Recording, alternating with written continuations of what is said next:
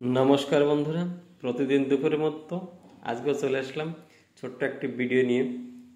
খুব কিন্তু শিক্ষামূলক ভিডিও, আপনারা কোথায় যাবেন না। ভিডিওটা দেখুন, অল্প সময়ের ভিতরে ভিডিওটা করছি। আমরা সকলে ধর্ম ধর্ম করে কিন্তু ধর্ম কাজ শেখার জন্য বিভিন্ন অনুষ্ঠানে বিভিন্ন জায়গায় যাই সবসময়ের জন্য। একটা ছোট একটা উপখ্যান বলছি, খুব ভালো লাগবে, কোথাও যাবেন না। তো এক জায়গায় ভাগবত পাঠ হচ্ছে, গ্রামের প্রতি ঘরের থেকে সকলে যায় ভাগবত পাঠ শুনতে। আধ্যাত্মিক কথা প্রত্যেকের দরকার, শোনার দরকার, সেই মাফিক চলার দরকার, সবাই যায়।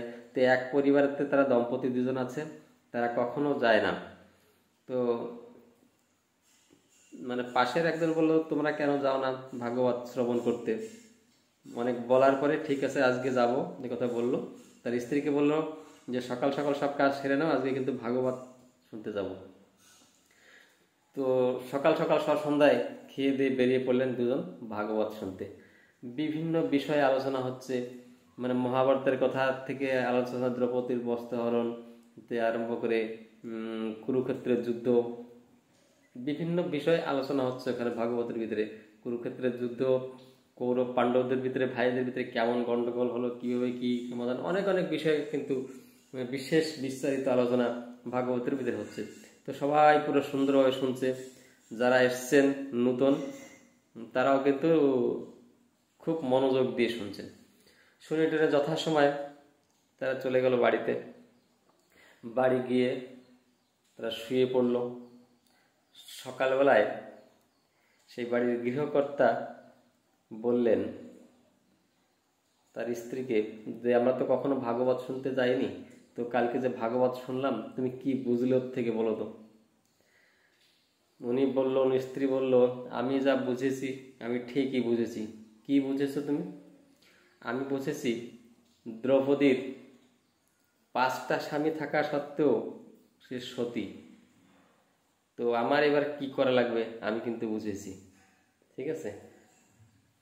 এখন তার বউটা বললো তাকে, তুমি কি বুঝেছো? আমিও ঠিক বুঝেছি যে আমরা যে 2 ভাই আছি, এই জমি নিয়ে সমস্যা, আমি কিন্তু জমি ওকে বিলকুল দেবো না, একদম 1 তিরও জমি ওকে দেবো না। কালকে দেখলে কৌরবরা পাণ্ডবরা এই যুদ্ধ কুরুক্ষেত্র কেন হলো, সূচক্র মেদিনী দেবে না, এই জন্যই তো যুদ্ধর আয়োজন হলো। আমি সেটা পুরো হৃদয়ঙ্গম করে এসেছি, আমি ভাইকে একদম জমির থেকে 1 তিল জমি দেবো না। দেখুন অবস্থা, প্রতিটা জিনিসের ভিতরে নেগেটিভ পজিটিভ জিনিস থাকে। যখন আলোচনা হয় ভাগবত আলোচনা, যে কোনো আলোচনা যদি হয় আধ্যাত্মিক, তার ভিতরে নেগেটিভ পজিটিভ থাকে। সবসময় তাকে পজিটিভটা কিন্তু আহরণ করে ভিতরে আনতে হবে এবং সেই মাফিক কিন্তু চলতে হবে, সেটাই বুঝতে হবে। আর যদি আমি নেগেটিভটা নিই তাহলে কিন্তু আমার চলন বলন সব কিন্তু নেগেটিভ হয়ে আসবে। সবসময় পজিটিভলি কিন্তু নিতে হবে। সবসময় রাজহাঁসকে আপনি দুধ আর জল একসাথে মিশিয়ে দেবেন, সে রাজহাঁস কিন্তু সে জলের ভিতর থেকে দুধটা পান করে আসবে আর কিন্তু জলটা ফেলে দেবে। তেমনই ভালো জিনিসটা সবসময় নিতে হবে, খারাপটা পরিত্যাগ করতে হবে। সকলে ভালো থাকুন, সুস্থ থাকুন।